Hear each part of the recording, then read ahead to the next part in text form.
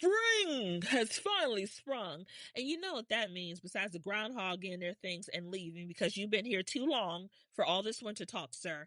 That means Coffee with Yvonne is on a little bit of a hiatus from mid-March until early April. But don't worry, in the meantime, enjoy these Coffee to Go episodes in which we pull from the Coffee with Yvonne archive.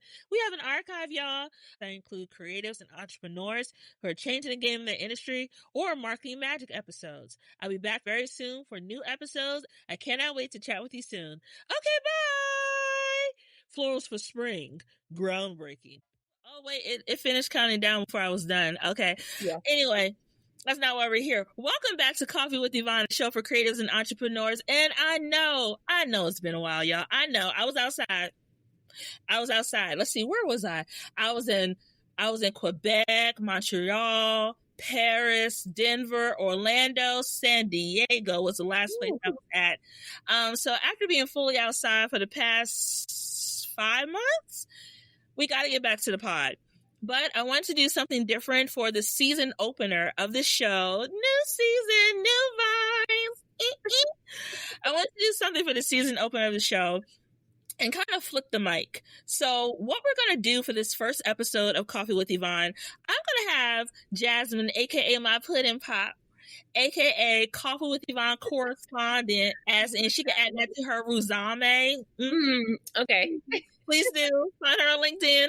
I'm going to have her do a mini interview with me so you can get to know me as an individual. I know I could talk about my accomplishments in marketing all day long, but Jasmine is one of the few people who have known me well enough to really say that they actually know me in real life and on the socials. So that is the episode theme for today. Jasmine has full control. I don't know what she's going to ask, but I trust her judgment. And also, Jasmine, my mom is listening. Okay. Keep that in mind. Oh my goodness. Hey mom. First of all, hey mom. You want to say hi? This is gonna be so fun. So, first of all, thank you for trusting me to interview you. I feel like that's a gift. It's an honor. It's a privilege. So, thank you. She is the moment. I'm really excited. So, fun fact, I did theater in high school, so I really love improv. So when I say I prepare, but because we're freestyling and we just vibing, these questions, I don't even know. We're going to just see what happens in this conversation.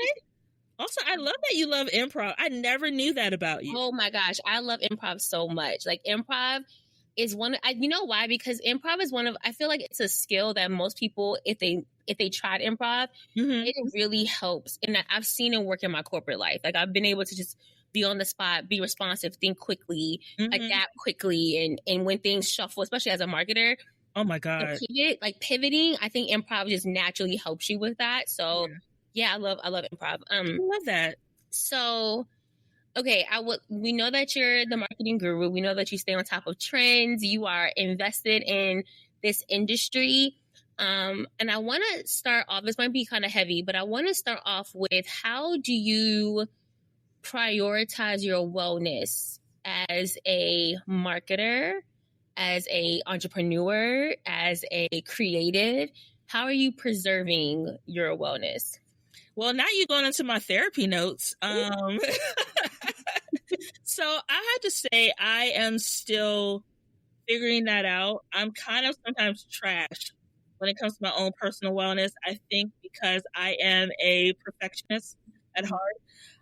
It was just something I'm always working on. I struggle with perfectionism. And in that perfectionism, I have such high standards for myself that I can cause my own burnout. Right? Okay. One of the things I'm learning how to do and embrace more are moments of silence. There are times in the morning, and I've even ignored my own mom's phone calls, but there are times in the morning where I just don't talk. I don't talk for a good hour, sometimes 2 hours, and I just center myself and I start my day. And then when it comes to creativity, I find creativity by going on walks. So I love going on trails. You see me, going on trails at the parks. And now I'm starting to embrace even more. I started Pilates weeks ago. So I'll become a Pilates girly. I want to be a Pilates girl so bad. So maybe we'll have to talk offline because there's some things brewing. But I want to be a Pilates girl. Okay, go ahead. I'm sorry. But what I love about Pilates is it's an exercise, but it also makes you still. So you're not in the flow class that I'm in, which is a Black owned location over in Woodmore, Club Pilates. You are doing the exercise, but you also have to take deep breaths. You also have to center your core and this and the other. So you're not rushing to do movement to movement. And the last thing that I do as well, I watch a lot of trash TV. I mean, I love a good documentary, make me think like, ooh, did not know that. But trash helps prioritize my wellness because it allows me to open my mind. So I'm not overthinking something. I'm just diving into people's stories. Like, for example, on Love is Blind, when Tyler had them 3 kids that we did not. Oh, so I actually didn't watch this season, but when I did it intentionally because one, I'm like, this is where we live. And I was like, I just don't need to know. I don't need to know. It is not well for me. But when I saw these clips, I said, it's just too much. It's too much. But this season learned about Tyler and his 3 kids, Hannah being a bully, Ramses and them 2 little sad braid plaits that he had on the side he should cut off. Someone said dreadettes, and someone was like, y'all made him cut his dreadettes off, and I screamed. First of all, he looked like he was a new version of Out of Barge, with that hairstyle, but that's not why we're here. So in terms of incorporating my wellness, those are the 3 things I have learned how to do, and prioritizing saying no to things I don't want to do. If I don't want to go, I'm not going at all. In that. Okay. And I think because I used to be, and I'm still moving out of that, such a people pleaser that I used to feel bad. Like, oh, I can't make this, I can't make that. And I would find myself running everywhere. And now if I don't want to go, or if I don't want to have company, if I don't want to talk to you, I'm not doing it. That's real. I'm not. I think that's just with the beauty of us getting older is our boundaries just get firmer. You can't force me to do what I do not want to do. Them boundaries about to look like the Great Wall of China in a few years if I keep it up. And having a therapist too, because I go to therapy bi-weekly. My therapist is a Black woman who's around my age, who's from this area. Having a therapist that allows me to speak freely. I don't have to worry about being fully judged. She just allows me to be. And in releasing that to her, I don't have to put the burden on other people to fix my problems. So, yeah. Ooh, okay. We opened up. I mean, to my fault, we opened up deep, but this was good. I think people need to hear that. I think people who are creatives and we wear so many hats and we juggle so many things, we have to prioritize. We are no good to anyone if we're not good to ourselves. And so I really appreciate that insight. So curious, this is kind of a 2-part. If you weren't in marketing, what would you be doing? And because you're in marketing, why do you love it? Okay, I thought about this career. All right, bear with me. This is a journey. Take us on the journey. Okay. So remember when Legally Blonde came out? Absolutely. I wanted to be a lawyer. Hello? Okay, work with me here. Legally Blonde actually inspired me to want to go to law school. So I honestly, and you can ask my mama, I honestly considered going to law school to study copyright law. Okay. Yes, because my initial thought was I wanted to take my creativity, because I have my degree in advertising, art, and marketing. I wanted to take my creativity and put that into a space that could be impactful on the legal side. So helping other creatives protect their work. And the best way that you can do that a lot of times is by being behind the scenes in those corporate spaces or working in litigation law, policy. So I really did consider going to law school. The other career I considered doing, this is kind of embarrassing. Oh no, safe space. This is a safe space. I honestly considered being a model. That's not, why would that be embarrassing? It's a little embarrassing because models, it seems like such a shallow career, but I was originally supposed to be 5'10". I had plans for that height. I had plans for that height, Jazz. I really did. I wanted to be a cover girl, so I not at all. I feel like that's embarrassing. I still want to be a cover girl, please. Like, I really want, like, when I saw Top Model and Takara and this, that, and the other, I was like, oh, I could do this too. I'm a cute little girl, whatever. I mean, then I was still in my awkward phase because I didn't have contacts, but here we are. But I felt that I had a little something that I could, and plus, you see my mama, she's beautiful. So I really did think about, I want to be a plus size model, and I did try out for a competition. So I ended up being like a semifinalist for the Ashley Stewart competition. Oh my God.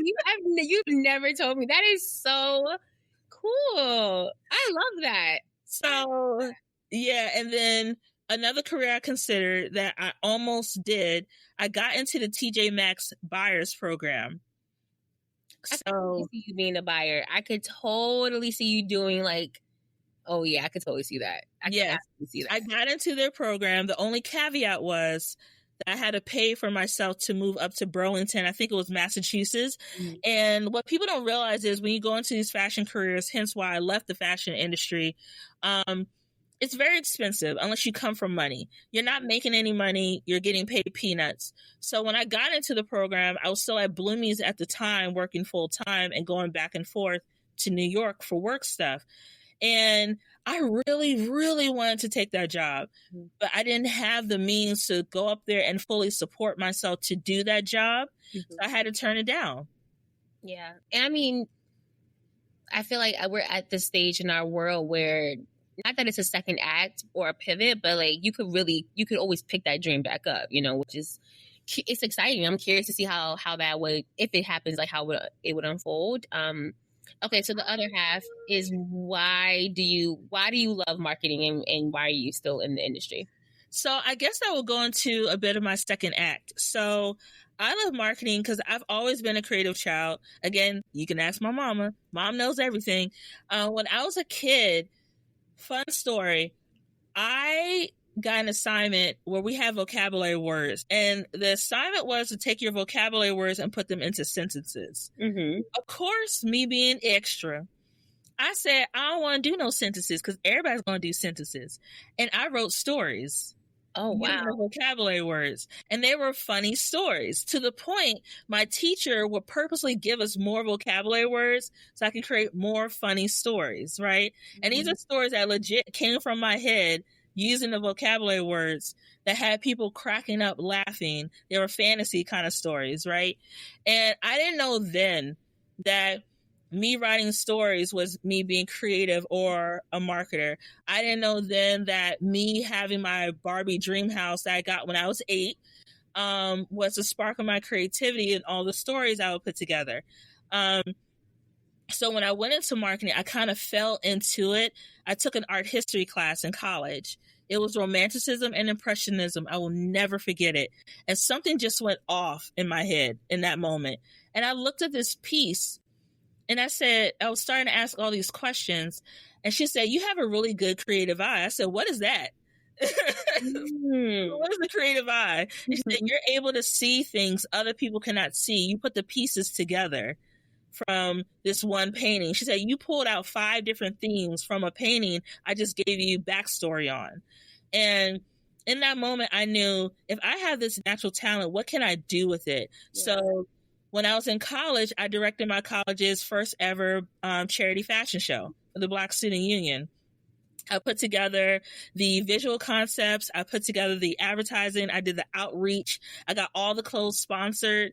Everything was taken care of. I even got money from the student union to help pay for things that were not covered in the budget I put together. In college, mind you. I even put together, and I still have a copy somewhere, the actual programs for the events, and got my internship at EPA, my mom's agency, to pay for it. So they use it in their comp materials, and they taught me how to put together an actual program booklet, which, again, is marketing down to the design. They taught me all of that. So I fell into this career, but I fought it when I was a child because I thought I was weird.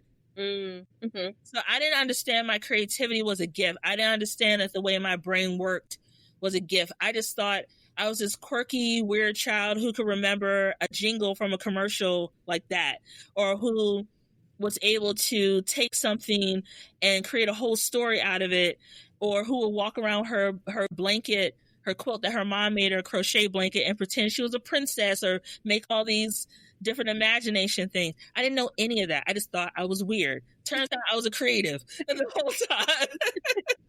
Most of creatives, we are weird. Like we're weird. We're unique. You were definitely unique. So I'm sorry. I'm still trained. I should have known, like when I said the word, like I should have known that would have been your proper response, is to yell that out. I don't know why I thought that you would not do that. No, it's still in me. Here we are. That's actually really cool. I did not know that. So I'm wondering, to the people who listen, maybe they are marketers, maybe they are creatives, but more importantly, I think like all of us in some capacity are storytellers. And so what would you say to the person that has a story, maybe is intrigued by stories, but just doesn't know how to translate their weirdness to the marketplace? Like, what would that look like, even for you? Like, you work in this, you work with clients in this, and I think part of it is giftedness. Like, you just have a natural gift to do it. But to the people who are like, well, content creators are always saying, you tell a story, use your story. And we love that. But then people, I'm sure, are sitting here like, well, how? What do I do? And what does that look like practically? So could you speak to that and I guess give advice, if you have any, on what that could look like practically for someone? I will do my best. I think the first thing that has to take a step back from that, I sound so corporate. Who am I and what happened? I'm so corporate. Anyway, to take a step back. I hear the corporate. I hear it. Sorry. The second time I was like, yeah, this is like we're in a team, like we're on a Zoom. It's giving we're on a call. It's giving share your screen. Do you have meeting notes and agenda? Yeah. Yes. Back up. Yeah. Oh, Lord have mercy. This will be on Asana afterwards. Right. Oh, goodness. It definitely get corporate. I mean, I've been doing this for over 12 years, so it's kind of ingrained at this point. To take a step back, I think people have to realize when you're creating content, and I'm just going to look at it from a content perspective because that's one of the examples you brought up. Think about how you want your content to make people feel, right? So when you create your content, do you want people to feel joy? Do you want them to feel a sense of belonging? Do you want them to feel like they could be at that place or want to be at that place? Because I think sometimes a piece de resistance that's missing when people, yes, I did that. I know. The piece de resistance that's missing when people create content is they're just slapping something together. And then they're taking the most trending track and they're dropping it on the socials. And when I see that, I look at their content and then the song that they chose and it's not matching. And I'm like, I don't feel anything. I just feel like you're just doing something because you want it to trend or get views or something. A creative is not doing it for solely the recognition. They're doing it because they have a passion for it. So if you want your content or to be able to tell that story, also study your content, study yourself, right? So I'm always studying myself. Say that one more time for the people, because that was good to me. So just one more time. Just one more time. Always study your content and study yourself. Wow. Okay. Because one thing that I do that I don't think people realize I do, I will create a piece of content, whether it's my pod, TikTok or whatever, and I will listen to it multiple times. I'll listen to it on my phone. I'll listen to it on my TV through like AirPlay or whatever. I'll listen to it in the car. Same thing with content. I'll put it together, watch it in preview mode on a smaller screen, then do the bigger screen, and then I'll take a step back from it, come back the next day, watch it again. And I'll have my own personal notes. And even when it goes live, I'll log out and log in from my computer to watch it that way and have my own personal notes for myself. Like, okay, you could have cut this here. You could have made this a little smoother. So I'm always a student of my own work, and being open to seeing that other content creators, what they're doing, can also be inspiration. I know we're all fighting for the algorithm. I know we all fighting for our lives, but there's a reason why people like you, Jazz, the content you create is authentic. You don't do that to yourself. You create authentic content that speaks to your audience, and I do pay attention. You know, I be paying attention. I know you do. I know you do, and I'm grateful. I just be like, okay, stop looking, please stop looking. But I pay attention because you give me something worth paying attention to. There are so many people out there who do the get ready with me's, show you this outfit, show you that outfit. Well, one, you're not styling it. Let's talk about that. All you're doing is put the t-shirt on, you slap a pair of heels and walked out the door with that bag that you bought from Alibaba. But we're not going to talk about that. That's not why we're there. Alibaba. Yes, I went there. Okay. But when it comes to going back to your original question, content and marketers, people aren't students enough anymore. People, in my opinion, get their degrees or they get like a viral video and all of a sudden think that they're an expert. Even with my years of experience, I'm still learning. Yeah. I'm still reading. I'm still studying on purpose because I want to be the best at what I do. How can I be the best if I just settle on my own knowledge? Please quote that. Please make that a quote. That's so good. That is so, please quote that, okay? You got to remind me because you know I'm going to forget. I know. But that needs to be a clip and a quote is what it needs to be. A clipping and a quote. But how can I be the best if I settle in my own knowledge? How can I be the best if I'm not choosing to learn from people who have gone beyond me, but also people who are coming up behind me? And then there's also responsibility for those who are coming up behind you to give them insight on what can make them even greater without looking for nothing in return. Giving back to your community because you want to, not because you're looking for a clap or a pat on the back. Do it because you care, because that builds a sense of community and also makes you more valuable as an individual, that you're sowing seeds into someone else's life. Yeah. So be a student. Be a student who is also studious of yourself and studies other people, and then be a student in making sure that the next class coming behind you is going to be even more successful by being their blueprint. So to add to that, where do you draw the line between studying yourself and then just critiquing yourself? Because I do feel like there's a small like a lane, and it's a very narrow, where it's like done is better than perfect. But at the same time, like there should be some level of improvement as you continue to push out content or as you continue to work on different, marketing campaigns. So where do you personally draw the line between, okay, I've critiqued enough or I've studied enough versus now I'm just critiquing and I'm like looking and nitpicking off of the content and the work that you do? So I know I reference this movie a lot, but I always think about The Devil Wears Prada. Because it's one of the best movies to ever exist. But that's because you and I both just love, rightfully so, love that movie. I love that movie so much. It's so good. Girl, I might watch it tonight just because we talked about it. I just might.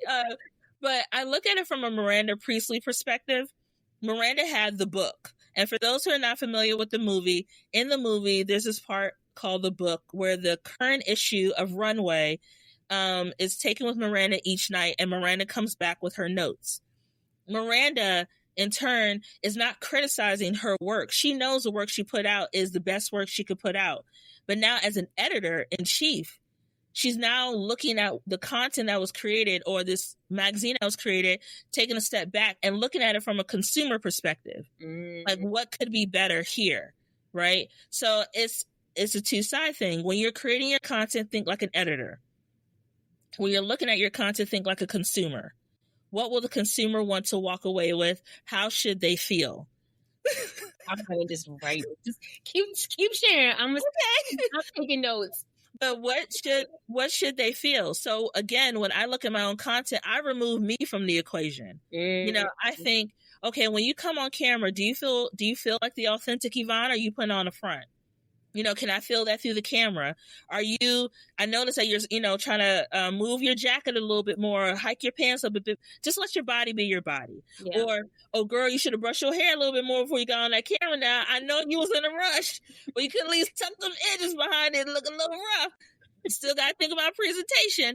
But it's little things that I notice as a consumer, because if I was watching someone else's video, I would have the same notes. At the same time, I'm listening as a consumer with, what am I walking away with from this content? Am I walking away entertained? Am I walking away informed? Or am I walking away thinking, ooh, I should try that? I'm sorry, I'm taking notes. I'm legitimately taking notes. That was like, I'm legitimately writing this down. That is so good. I didn't mean for that to bless me the way that it just blessed me. So I'm a little taken aback. I just wasn't prepared for my own.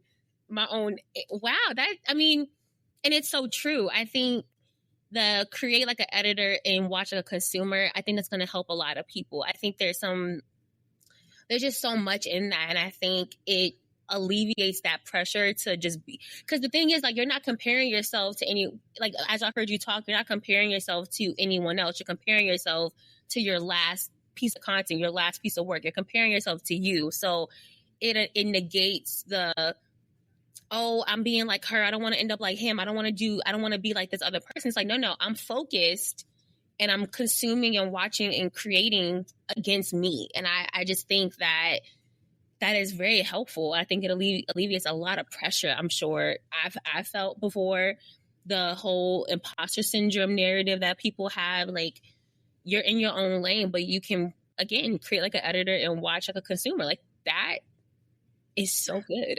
I don't know. I just really, that blessed me. If nothing else, I got something out of that. So that might not be for no one else but me. And I'm going to just say thank you. So, I mean, you're my pudding pop, you know. I don't mind sharing my thoughts on things. And then to go back to the earlier part of your question, in terms of career, I would have loved to explore those things. However, the Lord has put me where I'm supposed to be. Right. And I truly believe that.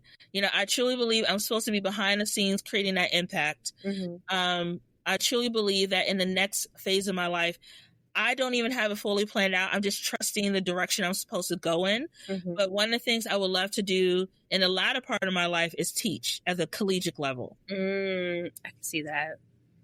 You'd be a great Professor Pink Dollhouse would just be so cute. Oh, Professor Pearson. Okay, so sorry about that. I forgot who I was talking to. So curious.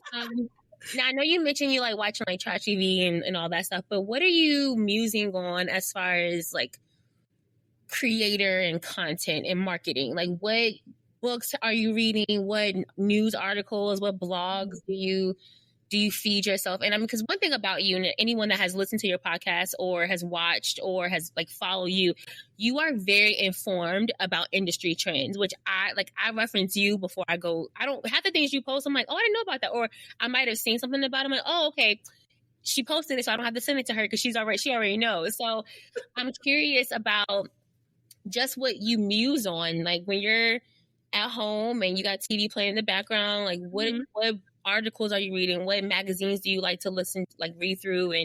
And how do you continue to feed that and stay on top of that? Yeah, I kind of, again, follow the Miranda formula, or really, it's something I saw on Shark Tank. So Mark Cuban is one of my favorite Shark Tank folks. And one of the things I've learned watching Shark Tank since season 1 is he always talked about learning from different industries, learning from different forms of media. So when I consume media, I'm reading Essence. I've subscribed to. I read the New York Times. I'm subscribed to their newsletter. I read the Business of Fashion podcast, and I listen to it. I watch the news every morning. It sounds so boring, but I legit start with Jumi Olabanje every morning on Channel 4. Me and Jumi, we locked in, and I listen to the news to find out what's going on. And I get some of my marketing news from there too, under the Business Insider. I'm also doing things like making sure I'm tapped into cultural media sites, because I think there's an undervalue of what cultural media sites bring to the table. So I read Afrotech. I read The Root. I even tap into the Shade Room. Now, I take that with a grain of salt. Okay, let me sip my tea. I take the Shade Room with a grain of salt. However, you got to meet the people where they are when it comes to information. Mm-hmm. And whether it's true or not, I do further research from reputable media sites to see if this information is correct. I do listen to a lot of podcasts. So I listen to The Read faithfully each week. Mm-hmm. That's my entertainment. Same thing with Gin and Juice. It's a podcast that Kev on Stage's wife, Mrs. Kev on Stage, and her sister, they do. And then I'm also listening to some marketing and focused podcasts and things like that. But I consume a mix of media. And when it comes to actually like reading books, I currently have 3 books that are on my library to read. Influencer Marketing, Leaders Eat Last, and How to Create Inclusive Marketing Strategies. Those are 3 books I just picked up. Okay. That I want to read because, again, I'm a constant student. So when I take that knowledge mixed with the entertainment and then the industry insider knowledge, it creates a balance. Because I think sometimes marketers are so focused on, here are 5 ways to make your video go viral. Yeah. Here are 5 things you're doing wrong. Blah, blah, blah. And it doesn't translate well. You know I'm telling the truth, though. You know I'm telling the truth. This Sports Announcer voice was nuts.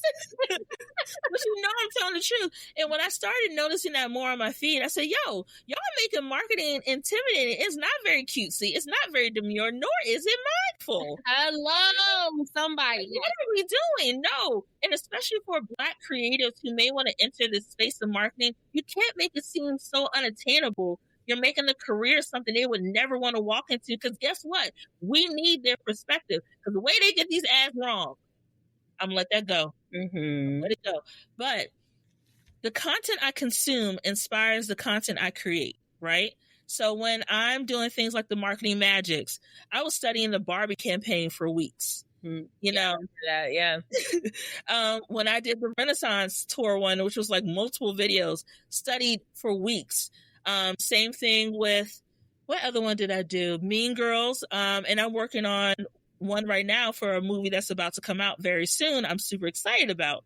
So those are things that I keep in mind because when I'm consuming all this content, I'm thinking, how do I break this down in a way that does not intimidate my audience? Even if they're not marketers. And I look at my story insights, and majority of the people who are looking at it on the Pink Dollhouse marketing side are non-marketers.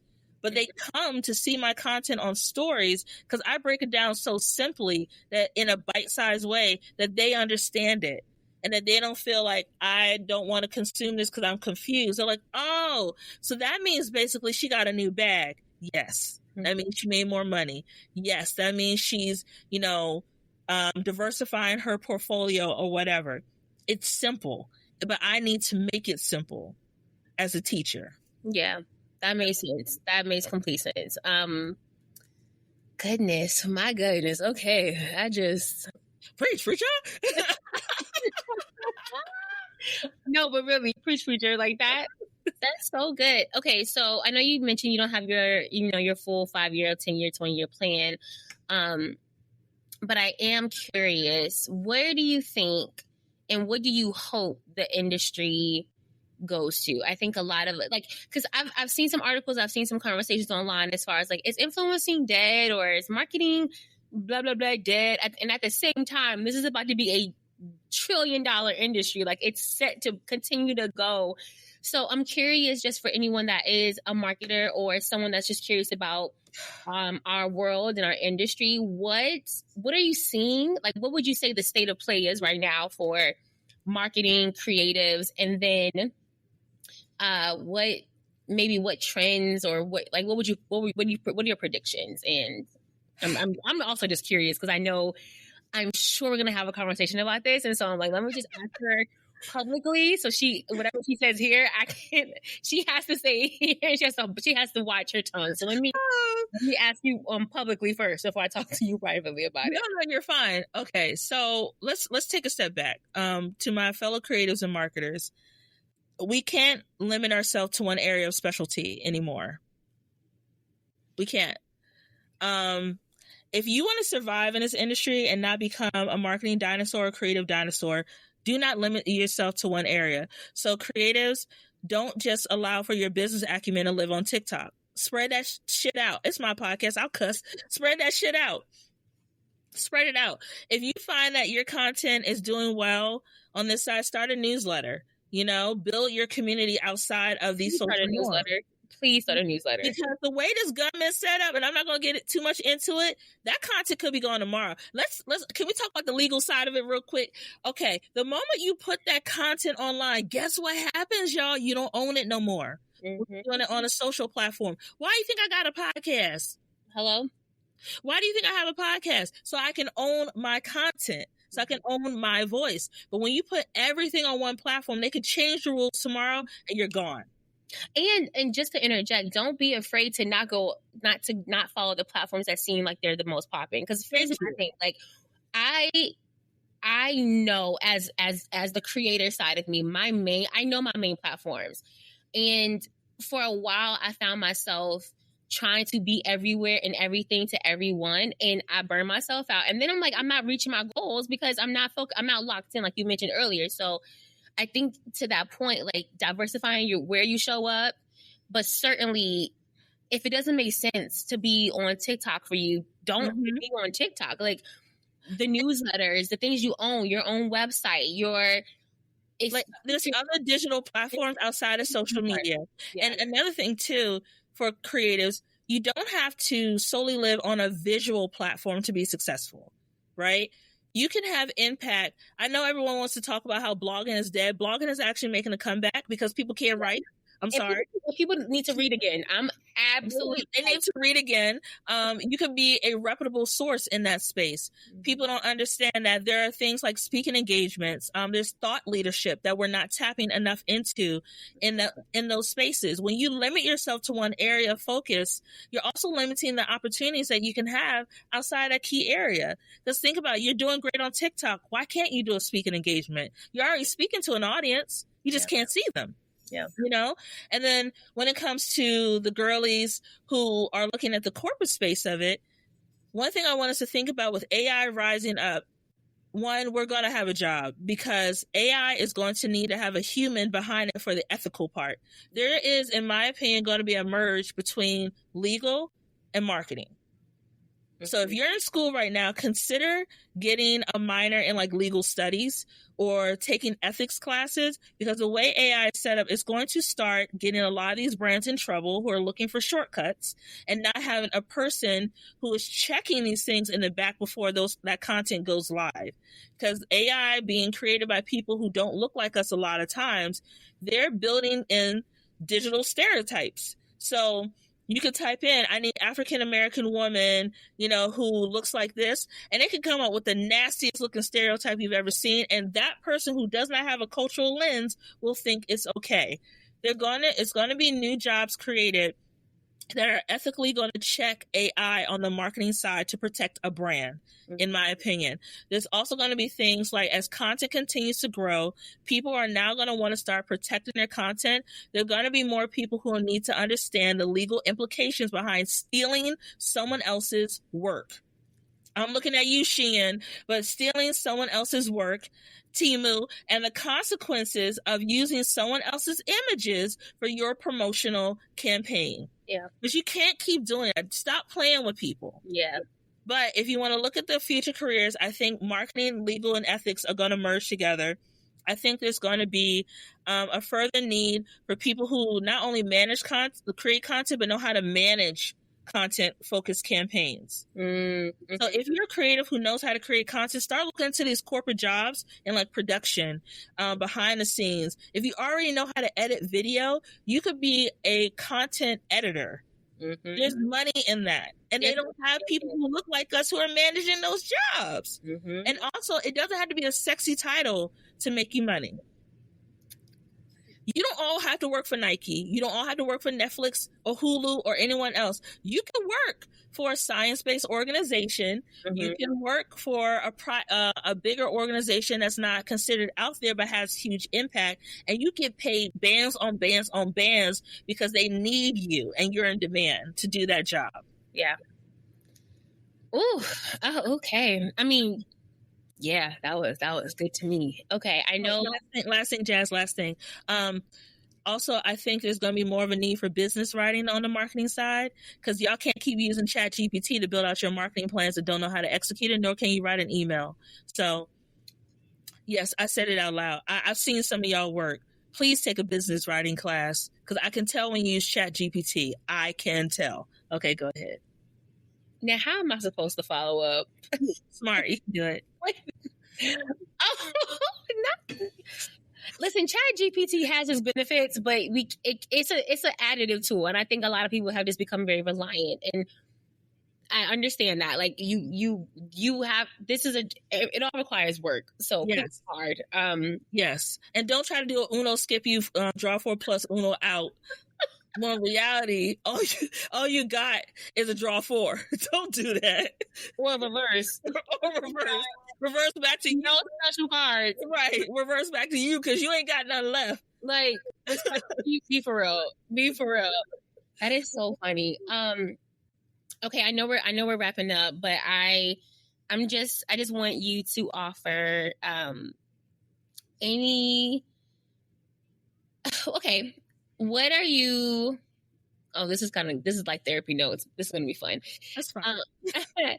What are you most proud of? And you have a lot to be proud of, but what are you most proud of? I would say my resilience. My resilience has made me into the person I am today, because even at the times I wanted to give up, I could not give up on myself. Even at the worst times, I wanted to give up. When the door was slammed in my face multiple times, when it was said quietly, not to my face, but that they didn't want the Black girl on their marketing team. When I was told I was too big to work in certain areas of fashion, I didn't fit the body type or the standard, whatever. When I was told I was crazy for wanting to start a business or work in marketing or do a podcast, all the things that everyone told me I could not do, I said, I am resilient enough to learn, push through, and do it. And I'm going to do it. And when I do it, you're going to watch me work. And guess who's watching? Come on, sip it. Okay, this really will be the last question. What do you feel like is next for Coffee with Yvonne? I mean, I know there's some things that are behind the curtain, so we can't talk about everything, but what you can share, what are you most excited about for Coffee with Yvonne? I would say I'm excited about continuing to give people space to tell their stories. Because the show, while it says Coffee with Yvonne, it is about people having a platform to tell their stories from audiences that are usually silent. That blink is insane. If y'all watching my audio, y'all, Yvonne be doing this blink. She has a very specific blink, and it's giving cerulean. It's giving very much Miranda Priestley, and I did not take her seriously. Cerulean. Oh, you think this has nothing to do? I done got you started. You feel like that lumpy blue sweater, for instance, because you want to tell the world you take yourself too seriously to care about the clothes that you put on your back. Well, in reality, that's what it's blue. Yvonne, I did not need for you to open the vault. Jazz, I know that speech. I know it down. I know it down, because Andy was wrong for what she did, because that sweater was ugly and it was lumpy, and she should have never worn them ugly little clogs to the office. See, we talk about Miranda's speech, but what we don't talk enough about is how Stanley Tucci's side eye as she was being dragged. I was like, this is my people. He said, trying to fix and just putting the belt on the skirt. Like, he was just like, I mean, I don't know. No, you know who we keep missing? Emily in the back. Because what? Yes. She slid. I feel like this. I said, okay, so we actually have to watch this movie tonight. Like, we do. We'll have notes. We'll have notes. But thank you so much for letting me host. This was fun. I like this. This was cool. And I mean, truthfully, I did take notes. Like, I really did write things down. I believe you. And I forgot all the quotes I said. I'm going to listen to them. No, it's okay, because I wrote them down. I really want it pink. Yeah, I really wrote it out. But I hope that your listeners and the viewers really did hear, like, you dropped some really, really great gems. And I mean, bless me. So I'm sure it blessed everyone that's tuning in. So thank you. And I'm excited for this new season. I'm excited for more episodes. I'm excited for all that you got a lot. Your kitchen's full. It's giving Thanksgiving. It is. And most of it is ordered from a restaurant, because I ain't cook it. Yep. But yeah, I thank you so much for taking the time to interview me today. I trust you more than anyone. You are the only person I would trust to do this interview because I love my pudding pop. Goodbye.